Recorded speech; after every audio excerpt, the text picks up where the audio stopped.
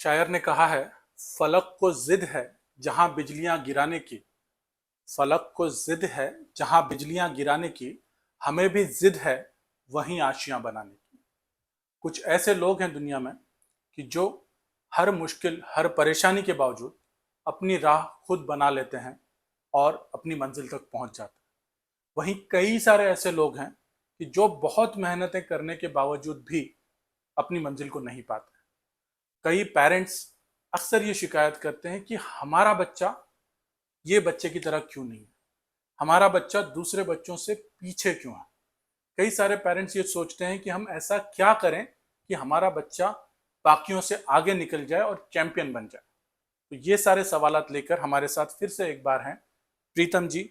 ये बहुत सारे सवालात लेके आए हैं और हम लोग आज कोशिश करेंगे इन सारे सवालात के बारे में डिस्कस करें और कुछ नई सी चीज़ें सीखें। तो दोस्तों, स्वागत है आपका राइज विद तनवीर के एक और एपिसोड में। और प्रीतम जी, आपका भी बहुत स्वागत है। धन्यवाद सर, फिर से मुझे इस मंच पर बुलाने के लिए। तो सर, एक्चुअली जो पिछला एपिसोड हमने शूट किया, उस वक्त मैंने बहुत सारे सवाल आपको पूछे और उसके बाद मुझे घर पे जाके ऐसे लगा कि और कुछ सवालात है जो मुझे पूछने चाहिए थे। तो मैंने आपको फिर से रिक्वेस्ट किया कि सर ऐसे क्यों होता है, हमेशा ऐसे लगता है कि हमारे बच्चे से ज्यादा दूसरों के बच्चे आगे निकल रहे हैं। बहुत सारे घरों में ना, चाहे एक ही बच्चा हो और पेरेंट्स हो, लेकिन उनका रिलेशनशिप ना थ्री वे होता है। पेरेंट्स, बच्चा और एक तीसरा एंटिटी होता है, शर्मा जी का बेटा।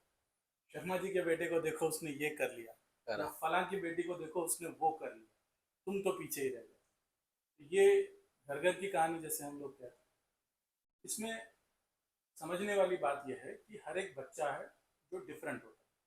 बच्चे जो हैं अलग अलग फ्रूट से अगर आप कंपेयर करो तो कुछ बच्चे होते हैं आम की तरह खुशबूदार होते हैं, कुछ बच्चे ऑरेंजेस की तरह जूसी होते हैं, कुछ बच्चे केले की तरह होते हैं, अलग अलग फ्रूट्स की तरह होते हैं। पेरेंट्स का प्रॉब्लम ये है कि उनको फ्रूट सैलेड चाहिए, ओके।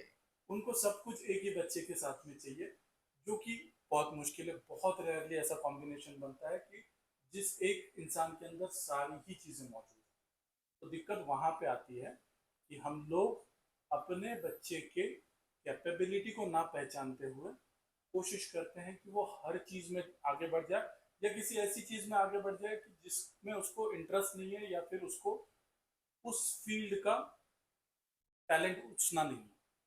तो इस वजह से क्या होता है कि अगर हम कोशिश करते हैं किसी एक पर्टिकुलर चीज़ की तरफ उनको पुश करने की, अगर उनका इंटरेस्ट नहीं है या उस चीज़ का टैलेंट उसके अंदर नहीं है, तो वो उस चीज़ में आगे नहीं बढ़ पाता।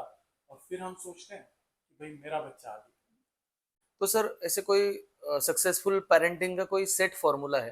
फॉर्चुनेटली या अनफॉर्चुनेटली, सक्सेसफुल पेरेंटिंग का कोई सेट फॉर्मूला नहीं।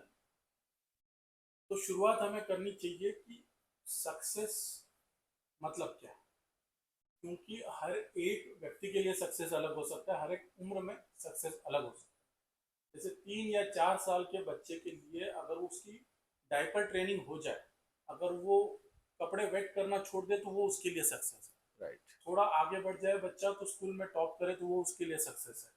बड़ा हो जाए, एडल्ट हो जाए, तो अपना घर, अपनी गाड़ी, ये इसके लिए सक्सेस है। तो हर एक उम्र में सक्सेस की डेफिनेशन अलग होती है। तो आपको सबसे पहले तो ये डिसाइड करना चाहिए कि आपके लिए और आपके बच्चे के लिए सक्सेस क्या है। अगर आपको एंड नहीं पता होगा तो आप जर्नी कैसे करोगे। बराबर। तो आपको आपके बच्चे को अगर सक्सेसफुल बनाना है, कोई सेट फॉर्मूला तो नहीं है, लेकिन कुछ जनरल प्रिंसिपल्स हैं। तो जिसको हम लोग कहते हैं नो प्रिंसिपल, KNO, जो ओके। नॉलेज की स्पेलिंग है उसमें से जो स्टार्ट का KN और O है, तो उसमें से K stands for know your child. जब तक आपके बच्चे का एप्टीट्यूड आपको नहीं पता होगा, तब तक आप उसको सही डायरेक्शन में सपोर्ट नहीं कर सकते। बच्चे जो हैं वो बहते झरने की तरह, और वो जिस दिशा में बह रहे हैं उसी दिशा में अगर आप उनको सपोर्ट करोगे तो वो बहुत आगे तक जाएंगे। और राइट। अगर उस दिशा के अपोजिट में आप करना चाहोगे तो वो नहीं हो सकता। तो सबसे ओके। पहले तो आपको ये जानना पड़ेगा कि आपके बच्चे का टैलेंट है किसमें और उसको सपोर्ट करना कहाँ पे है। सेकेंड है nurture your child. Nurture your child मतलब बच्चे को जिस चीज में एप्टीट्यूड है या जिस चीज में उसको इंटरेस्ट है उसमें उसको डेवलप कैसे किया जाए। तो वो डेवलप करने के सैकड़ों तरीके आजकल अवेलेबल हैं। आप उनको ट्रेन कर सकते हैं, उनके ट्यूशंस, उनके क्लासेस, उसके एक्टिविटीज, बहुत सारी चीजें हैं। और खास करके उस बच्चे के अंदर डिसिप्लिन बिल्ड करना, ये मुझे पसंद है, मैं इसको हासिल करना चाह रहा हूँ, तो इसके लिए जो मेहनत है वो मैं खुशी से करूँगा। और थर्ड ओ है, and O stands for opportunity. अगर आप चाहते हैं कि आपका बच्चा एक अच्छा खिलाड़ी बने, तो आपको उसको ट्रेनिंग देनी पड़ेगी, आपको उसको मैदान में लेके जाना पड़ेगा, आपको उसको कॉम्पिटिशन्स में लेके जाना पड़ेगा, वहां जाके उसके लिए चीयर करना पड़ेगा। अगर आप चाहते हो कि आपका बच्चा एक अच्छा स्पीकर बने, तो उसको इलोक्यूशन डिबेट के कंपटीशन में रजिस्टर करवाना पड़ेगा, वहां खड़े रह के उसके लिए ताली बजानी पड़ेगी।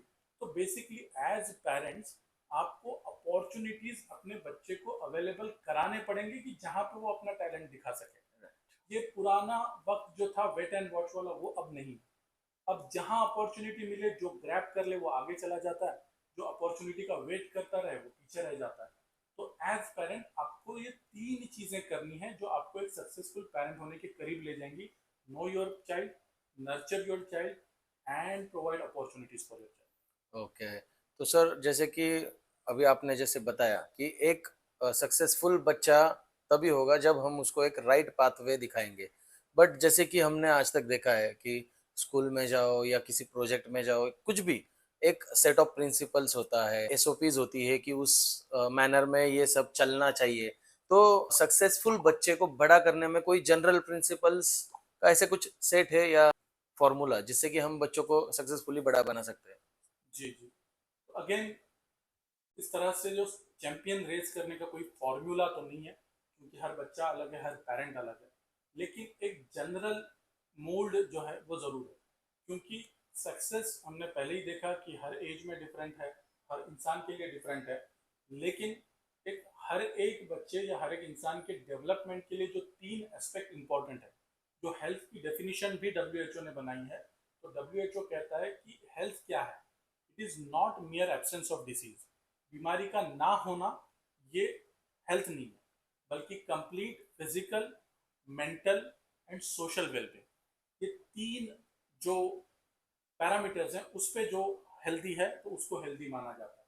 तो इस तरह से अगर आपको एक सक्सेसफुल बच्चा रेज करना है, तो आपको उनके तीनों एस्पेक्ट पे ध्यान देना पड़ेगा, फिजिकल, मेंटल और सोशल। तो ये सब तैयारी कहाँ शुरू होती है? हम लोग कई बार ये गलती कर लेते हैं ना, कि जब 6 7 8 साल का बच्चा हो जाता है तब हम लोग शुरू करते हैं कि उसको ये ट्रेनिंग दो, ये कोचिंग दो, ये मेहनत करो। लेकिन जो असल तैयारी है ना, वो बहुत पहले से शुरू हो जाती है। तो पहला जो प्रिपरेशन होता है बच्चे के आने का, वो होता है प्री कंसेप्शन। यानी जब मदर प्रेग्नेंट भी नहीं हुई है, अभी प्रेग्नेंट होने वाली है, वहां से ये तैयारी शुरू होती है। क्योंकि अगर ओके। आपको फसल अच्छी चाहिए, तो बीज बोने के बाद आप क्या करते हो, वो जितना इंपॉर्टेंट है उतना ही इंपॉर्टेंट है कि बीज बोने से पहले आपने कितनी अच्छी तैयारी कर रखी है। राइट। तो कंसेप्शन होने से पहले ही मदर का हेल्दी फूड खाना, एक्सरसाइज हेल्दी रखना, और अपनी मेंटल सिचुएशन को ठीक रखना, ये बहुत ज़रूरी है। उसके साथ साथ एक सप्लीमेंट है जो विटामिन बी कॉम्प्लेक्स का एक पार्ट है, जिसको हम लोग फॉलिक एसिड कहते हैं। फॉलिक एसिड जो है वो बच्चे के न्यूरल प्लेट की डेवलपमेंट में बहुत ज़्यादा इंपॉर्टेंट है, और इसलिए फॉलिक एसिड हमको कंसेप्शन से पहले ही शुरू करना बहुत फायदेमंद रहता है। ओके। अभी कोई ये भी पूछ सकता है कि अगर ज़्यादा दिन लेंगे तो कोई साइड इफेक्ट है क्या? तो ये जो विटामिन है, ये वाटर सॉल्युबल विटामिन है। तो अगर आप ज़्यादा भी लोगे तो वो आपके यूरिन और पसीना वगैरह से निकल जाता है, तो इसका एक्सेस नहीं होता, तो इसका आपको डरने की जरूरत नहीं। सेकेंड इंपॉर्टेंट स्टेज है प्रेगनेंसी, ऑफ कोर्स। तो प्रेगनेंसी के पहले 3 महीने में अगेन फॉलिक एसिड और लेटर ऑन कैल्शियम, आयरन। इसके साथ साथ हेल्दी डाइट, 4 वक्त का खाना, अच्छी नींद, और सबसे important mental stability, mental peace. ये जरूरी है मदर की बच्चे के न्यूरल डेवलपमेंट के लिए।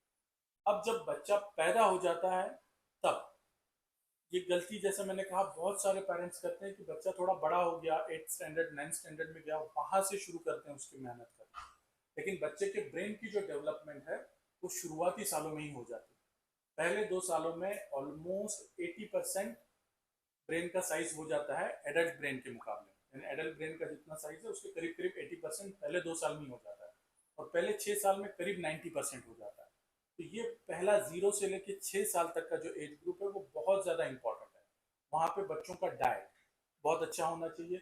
उसके बाद में बच्चों को जो मेंटली स्टिमुलेट करे, ऐसा एनवायरनमेंट, इस तरह के खेल, उस तरह की कहानी, कविताएं, किस्से, ये चीज़ें बच्चों को बतानी चाहिए, तो उनका मेंटल डेवलपमेंट अच्छा होगा।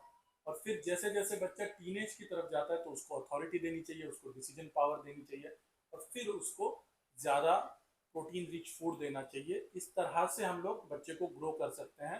तो ये एक एस्पेक्ट एक ओके। सक्सेसफुल बच्चे को रेज करने के लिए हो सकता है।